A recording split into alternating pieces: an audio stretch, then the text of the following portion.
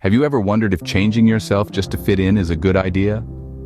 Our friend, the jay, stumbles upon a yard once graced by the grandeur of peacocks. Scattered on the ground are fallen feathers, remnants of their dazzling beauty.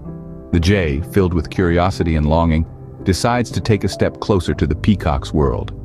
Binding these feathers to his tail, he transforms himself, cloaked in the illusion of peacock finery. And off he went, strutting down towards the peacocks, his borrowed plumes flowing behind him. But do you think the peacocks were fooled? Not a chance. The peacocks, with their keen eyes and seasoned wisdom, saw right through the jay's flamboyant charade. They strutted towards him, their vibrant feathers rustling with authority. With swift, decisive pecks, they stripped the jay of his borrowed plumes, each feather falling to the ground, revealing the jay's true self. There he was, just as he'd always been, no grandeur, no pretense. Stripped of his borrowed grandeur, the jay had no choice but to retreat. And what about his own kind? How do you think they reacted? The other jays, who had been watching this spectacle from afar, weren't impressed. Quite the contrary, they were ticked off. They saw through his charade, his attempt at being something he wasn't.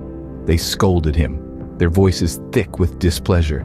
"You thought you could fool us too, didn't you?" they cawed. They weren't fooled, not one bit.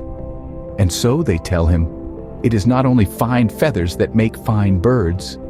So, what's the moral of this tale, you ask? Well, let's revisit. The jay, yearning to be more than he was, adorned himself in the peacock's fallen feathers.